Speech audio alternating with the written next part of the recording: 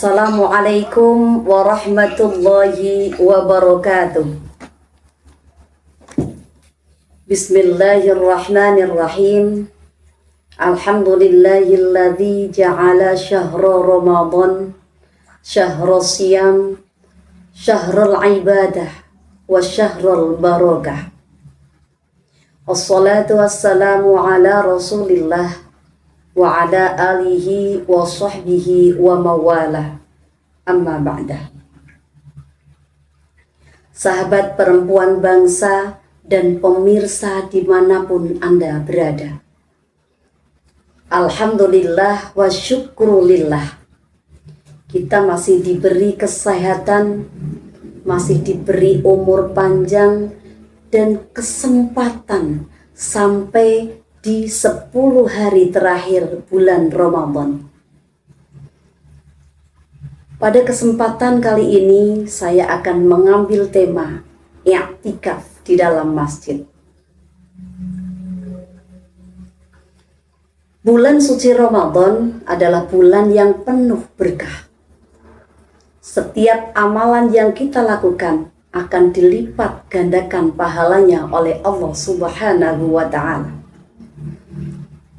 Ada banyak sekali amalan-amalan yang bisa kita lakukan di bulan Ramadan ini untuk membuat puasa kita lebih produktif dan mendapatkan berkah dari Allah Subhanahu wa Ta'ala. Misalkan dengan tadarus Al-Quran, dengan sholat tarawih, dengan bersedekah, dan juga dengan melakukan i'tikaf. Di antara amalan-amalan tersebut, mungkin ada yang belum pernah melakukan i'tikaf.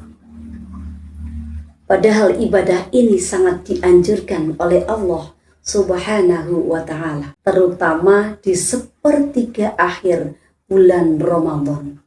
Apa itu i'tikaf?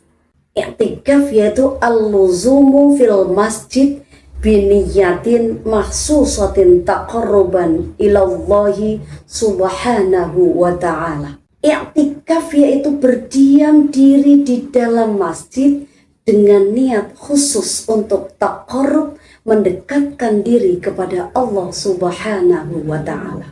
I'tikaf adalah menurut bahasa berdiam diri, sedangkan menurut istilah ini adalah berdiam diri di dalam masjid dengan tujuan untuk beribadah, mendekatkan diri kepada Allah Subhanahu wa Ta'ala.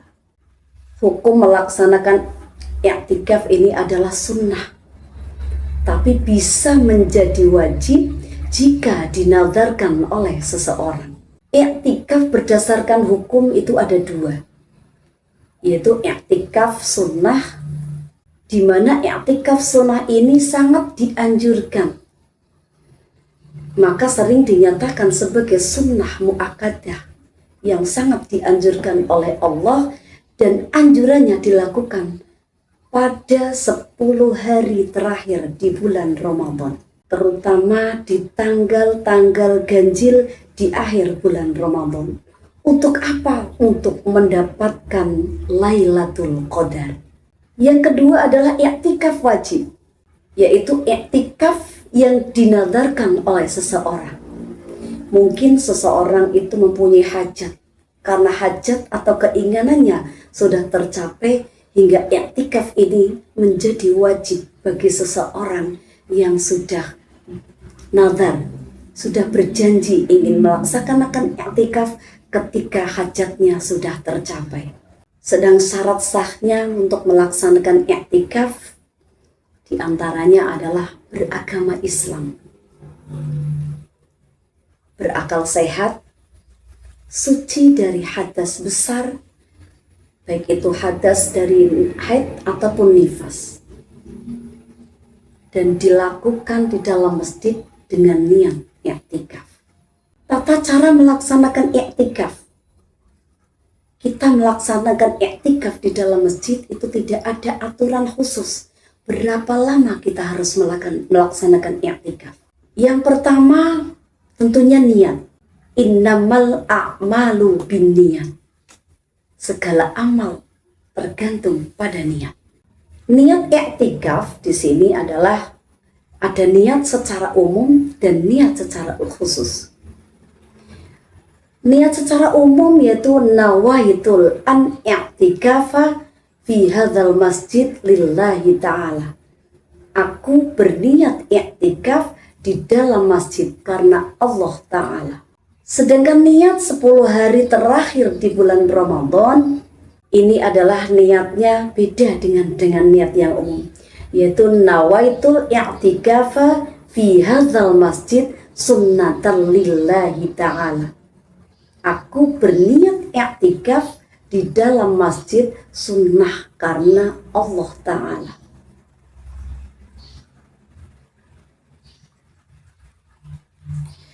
Tata cara yang kedua yaitu berdiam diri di dalam masjid dengan beribadah, niat ibadah taqarrub, mendekatkan diri kepada Allah Subhanahu wa Ta'ala. Yang ketiga yaitu melaksanakan amalan-amalan selama i'tikaf. Jadi selama kita beriktikaf banyak hal yang bisa kita lakukan. Di antaranya kita di samping tadi sudah niat, kita masuk ke dalam masjid, perbanyak sholat sunnah. Bisa sholat sunnah tahiyatul masjid, sholat hajat, sholat tahajud, dan lain-lain. Kita juga bisa memperbanyak membaca Al-Quran, memperbanyak membaca firman Allah Subhanahu wa Ta'ala. Dan juga kita bisa di sana melaksanakan zikir dan berdoa. Perbanyak bacaan-bacaan tasbih, bacaan tahlil, tahmid, dan juga istighfar. Memohon ampunan Allah Subhanahu wa Ta'ala. Karena di malam-malam 10 terakhir di bulan Ramadan, doa-doa ini adalah mustajab. Semua doa akan dikabulkan oleh Allah Subhanahu wa Ta'ala. Kita juga bisa merenung, muhasabah diri. Kalau bisa dengan muhasabah diri, kita bisa muhasabah dengan dosa-dosa yang sudah kita lakukan, dengan kita mengeluarkan air mata, dengan menangis, menyesali perbuatan-perbuatan atau dosa-dosa yang telah kita lakukan. Akan lebih baik ketika kita melaksanakan doa atau muhasabah diri dengan mengeluarkan air mata, tapi benar-benar dari lubuk hati yang paling dalam menyesali segala perbuatan-perbuatan yang telah lalu. Beberapa hal yang bisa membatalkan i'tikaf diantaranya adalah gila atau tidak sadar atau majnun.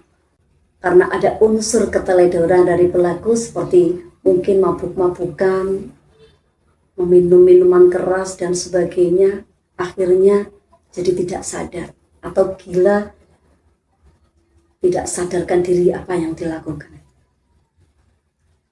Yang kedua yang bisa membatalkan i'tikaf itu adalah pingsan, murtad atau keluar dari agama Islam. Dan kita juga bersetubuh atau melakukan hubungan suami istri ketika sedang beriktikaf, itu bisa membatalkan iktikaf. Bersentuhan kulit dengan laki-laki yang bisa menimbulkan syahwat, ini juga bisa membatalkan iktikaf. Yang terakhir, keluar masjid tanpa udzur atau tanpa niat yang jelas, itu juga bisa membatalkan i'tikaf. Sahabat-sahabat, perempuan bangsa dan pemirsa dimanapun berada, di 10 hari terakhir ini, mudah-mudahan kita bisa lebih fokus dalam beribadah kepada Allah Subhanahu wa Ta'ala. Kita bisa perbanyak iktikaf untuk beribadah, taqarrub, mendekatkan diri kepada Allah Subhanahu wa taala. Mudah-mudahan apa yang saya sampaikan ada manfaatnya yang kita petik. Apabila ada kesalahan, saya mohon maaf yang sebesar-besarnya. Demikian yang bisa saya sampaikan. Kurang lebihnya mohon maaf. Wallahul muwafiq ila aqwamit thoriq. Wassalamualaikum warahmatullahi wabarakatuh.